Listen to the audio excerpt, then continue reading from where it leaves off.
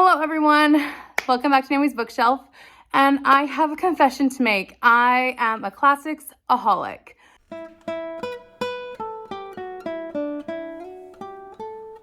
Or I should say, I love buying classics and I don't read them fast enough. So we are going to do a challenge for 2022. So I will show you what I'm talking about. All of these books down here are my classics that I have never read. And most of these are authors I have never read from either. So that's my big problem. I love buying classics and I look at a store and I say, oh wow, that classic looks amazing. Or I've never heard of that author before. Or, oh wow, I love the cover. And oh, 3 for $10, I should buy that. But does that mean I actually read it? Great question. No, the answer is no. I don't actually read the classic, which is a bad thing because I spend money on these books and yet I don't read these books because I have so many of them. So I am issuing myself a challenge. I got this cute little TBR jar from Bookishly in a box, and I will link that video if you'd like to check it out. But basically I got this TBR jar and I thought, what a better way to use it than to actually put some good use and put the TBR books, TBR authors that I would like to read into this jar. So we're going to go over the authors that I'm putting into this jar, the classics that I have read, or not read, the classic authors that I need to read and try before I keep buying them, or so I can get them off my shelves if they're just not the authors for me. Because I do want to preface this and say, my challenge. So these will be the rules for the challenge. I guess we'll just go over those first. First rule is, 1, I will be drawing one of those names out of this jar every month. That'll be before I do my TBR game, which is TBR Clue. I will be doing a draw every month. And that draw will be one of those authors' names. I have multiple books for some authors. Some authors I only have one book for, or one literature work, because some of these books are plays actually. But if I do have only one book for that, I have to try at least one work by that author. If I do not like it, I'm happy to DNF it and then move on. And that's totally okay because classic literature is not for everyone. And some authors are just not for me. And I am happy to try these authors out and see. So if I do that, I am able to pick another name and try again. And if that's the way it goes, I will let you know in my wrap-ups. And that's how it will work. But if I do DNF a book, I am happy with that. I just want to try these authors out. So that will be the rules of this challenge. I'm going to draw one every single month. So let's get into the authors I have chosen for this. I had to stop somewhere, but literally there are so many of them, and each of these have about 5 names on them. So let's get into it. So the first author we have is Shirley Jackson, which is We Have Always Lived in the Castle. I have this one. I also have on ebook The Haunting of Hill House. So I could choose either one of those if I draw her name. I also should say I'm not going to go in depth with what the books are. I'm just going to say what the titles that I have are, because some of the books I have no clue what they are about. The next name we have is Ernest Hemingway, and that one is right here, and that is For the Bells Toll. Literally just picked this up because it's the publication edition. So that's my problem. Almost all of them are in these editions and I have no clue about them. I also have The Underground Railroad, a selection of authentic narratives, which is abridged by William Still. This is a nonfiction, I know that much. I also have Uncle Tom's Cabin by Harriet Beecher Stowe. The ones I'm saying are the only books I have by these certain authors. I also have The 39 Steps and The Powerhouse by John Butchin. So I think this is booked to separate into 2 novels or novellas, so I could pick one of the other. And I own 3 Thomas Hardy, and I have never read a single one. So I have Far from the Madding Crowd, The Mayor of Casterbridge, and Tess of the D'Urbervilles. I have a modern classic, I think it is, but which is by Graham Greene. It's called Travels with My Aunt. I got this one in a subscription box, so I have no clue what it is. Or I think it's Blind Date with a Book anyways. I also have then another one, which I did get also as with Blind Date with a Book, which is a modern classic called Marnie, and it's by Winston Graham, which was written in the 60s. So I'm actually really interested in this because I had to read the description to figure out if it was a classic. I also have Brideshead Revisited by Evelyn Waugh. I have Madame Bovary by Gustave Flaubert. And I have 3 books by Henry James, which is The Turn of the Screw, The Portrait of the Lady, and The Ambassadors. So one of these 3 I would pick for that. I have Alias Grace for Margaret Atwood. This would be my last chance for Margaret Atwood, except for maybe one Shakespeare retelling, but this is my classic, which is a modern classic. I've had The House of Mirth by Edith Wharton for a very long time, so I should try it at least. This is one of the very few rereads, but I have Dracula on this list because I read it probably 10 years ago, or almost 10 years ago, and I would like to give it another shot. I have two modern classics by Ira Levin, one of which is called A Kiss Before Dying, and the other one is called The Boys from Brazil. I have no clue what her writing style is like. I just know I have two of them. I have Harper Lee on this list as a reread. I read this one back when I was in school, and I also have Go Set a Watchman, but I'd want to read this one first no matter what. I have The Queen Margot by Alexander Dumas, but I also have The Black Tulip, so one of the two would be an option for giving Alexander Dumas a second chance, because I really did not like The Three Musketeers, so he'd get another chance from me. John Steinbeck is also on this list as another chance author, which this is kind of also working as for my TBR jar, where it's like getting these authors off of my shelves if I don't like their writing style, if I've liked one book and not liked another. So I have The Grapes of Wrath and East of Eden on my potential list. I have recently picked up Lady Audley's Secret by Mary Elizabeth Braddon, so this one is also in the jar for Mary Elizabeth Braddon if I picked up any other new books by her. To my shame, I've owned the complete works of Mark Twain for a very long time, and I have never read it, or at least this original illustrated book of his, so I would like to try at least one of his stories if I pulled that out. I don't have any physical books of Dorothy L. Sayers, but I have many audiobooks on my Audible account, so I'd like to check her out. And then I also would like to get to Jack London with Call of the Wild or any of the other books, which I read when I was younger, but I'd like to give another chance to him. I also have Evelina, which I have an audiobook as well, but I also have a physical copy of. So this is by Frances Burney. So I own Tarzan and of the Apes and The Return of Tarzan, which is by Edgar Rice Burroughs, and I would like to at least try this at one point. So he's in the jar, along with another beautiful edition, which is The Merry Adventures of Robin Hood by Howard Pyle. So would like to get to this one. I'm going to butcher this name, but I'm going to try my best. So Alexander Solzhenitsyn. And this book I own is One Day in the Life of Ivan Denisov. I believe this author is Russian, I believe, but it's a very short one and it looks interesting. I own a book of Virginia Woolf called To the Lighthouse, so I'd like to try Virginia Woolf. I have read this book before, but it was back at like when I was 14 years old, maybe 15 years old, and it would be Brave New World by Aldous Huxley, so I would like to try this one again. I have also only read the Anne of Green Gables series by Ella Montgomery, so I'd like to try more of her work and continue on reading her many other books and series, so she's also in the jar. Josephine Tey is also in there with The Daughter of Time. I own a collection of Elizabethan dramas or plays, which have Christopher Marlowe, Ben Jonson, and John Weber in here, along with Shakespeare, but I'm not going to read the Shakespeare play, so if any of those three come up, I'll be reading from this collection. I also have I also have the collection of Eugene Asonosgos. I don't know exactly this. I believe he is from South America, I believe.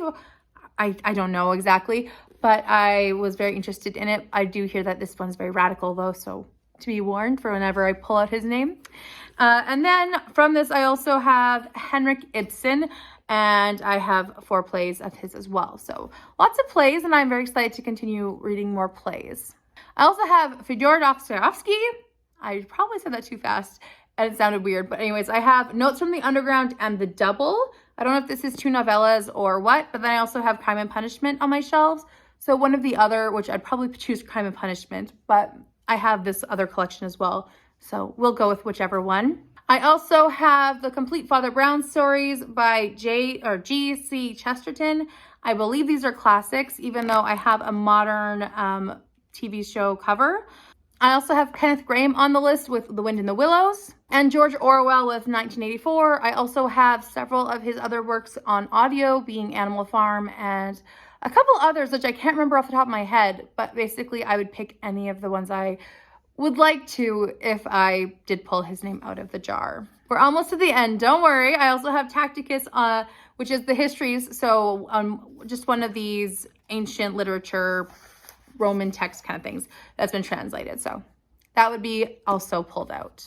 Are you getting an idea of how many I have that I haven't read? Because it's a lot. So another one I have is Gulliver's Travels by Jonathan Swift. I've never read a Jonathan Swift book before, so I would like to do it. And I thought I got all the stickers off, so we're going to do that now because I would like to get them all off. I'm terrible at doing that before I put my books on my shelves, so there we go. I also have Edgar Allan Poe on this list. I have Classic Tales of Horror and Classic Tales of Detection and Adventure on my shelves. I think I also have another part of his collection or something like that, but these two books I could definitely pick up and read from. I also have Oscar Wilde here because I have read only one play, or well, I've read a couple plays and his full novel, but I'd like to read more plays from him. So this would be a push to read more. Joseph Conrad is on this list, but not for the book you would think. I have The Secret Agent. So I could also read The Heart of Darkness, but this is the one I have. It's actually a lot shorter than I would think, but I am interested to try it since I own it. And also then I have this one, which is Lives of the Caesar by Suetonius. And this one's a bit bigger than the other one I have, but another ancient Greek, or not ancient Greek, ancient Roman history.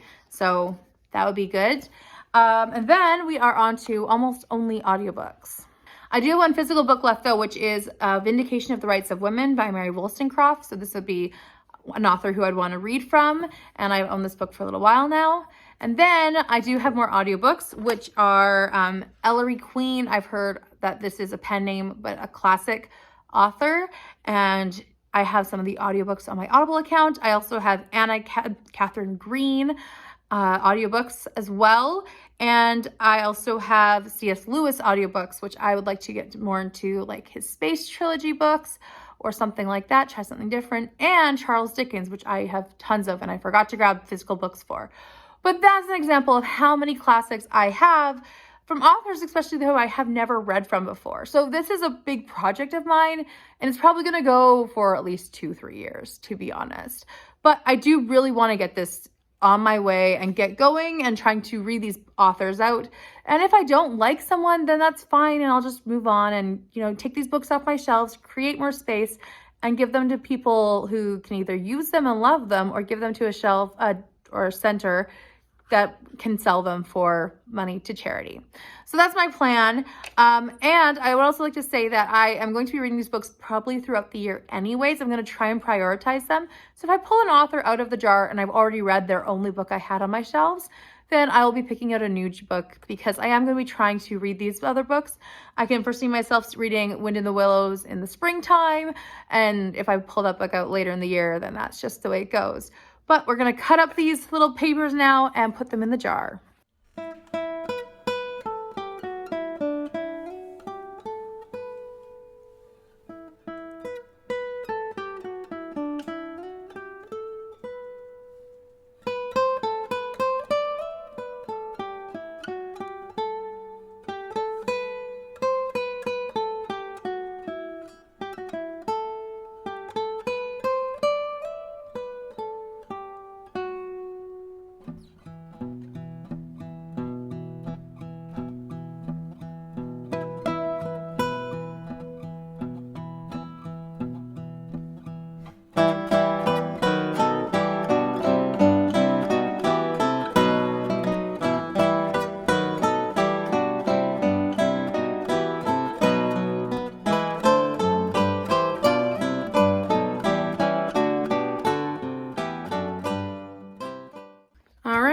So there they all are going in the jar. It's a lot, but I am excited to do this journey, and hopefully it'll work out well. Hopefully I can discover some new classic authors who I love, but also discover some new classic authors who just maybe aren't for me, and I can stop buying their books because that's something I would like to do. Stop spending money on authors who just aren't the right ones for me. On second thought, I just counted and there are 48 names. So we are actually going to do 2 of these pulls a month. 2 pulls to try 2 books of these. I think that's reasonable. I think I can manage it. And it's not like I'm forcing myself to read 2 books every month from like 2 specific books. I'm going to try them, and if I don't like them, I'll just move on. And also, I'm going to stipulate this too. So if, for example, For example, I'm reading Gulliver's Travels because I picked Jonathan Swift and I only have one book by Jonathan Swift. I picked Jonathan Swift and I'm reading Gulliver's Travels and it's just not a good time for me. I can put it down and try another book from the jar. That's fine. I'm not going to penalize myself for having to put down Gulliver's Travels. And I'm not going to force myself to unhaul this book. So I'm going to give myself this grace, but I would like to try 2 books from this jar every month. Because at the very least, then I'm not going to be doing this for 4 years. Because that's a little insane for myself to be doing this for 4 years because I have a bad buying habit. I'm glad I'm now going to be checking myself when I buy books by authors I've never read from before. So I'm glad for that. But yeah, so I guess now we are going to be doing 2 of these every month instead because that will now put us at 2 years of doing this challenge if I do not read more per month. So, all right, that's a little bit better. 2 years for 2 of these per month unless I can manage to read more in a month. All right, new rules. So let me know what you think of this challenge for myself. Let me know if you have ever done something like this. Maybe this is a little bit of a crazy thing to do every month. This will still not, this won't take over my timeless tomes. This can go side by side or hand in hand. Like if I pull out Margaret Atwood, I can read this one in place of my timeless tome for the month because it is huge. So I might be able to read this one as my timeless tome. But also if I read another one like Alexandre Dumas, I can also read this for my timeless tome. So I might join them up, but for the most part, a lot of these books aren't giant. So I think that they won't cross over too much, but we'll know. Well, who knows? We'll see. So please let me know down below, like I said, what do you think of this? Any thoughts? Have a great day, and I'll see you tomorrow for another day of Vlogmas. Bye for now.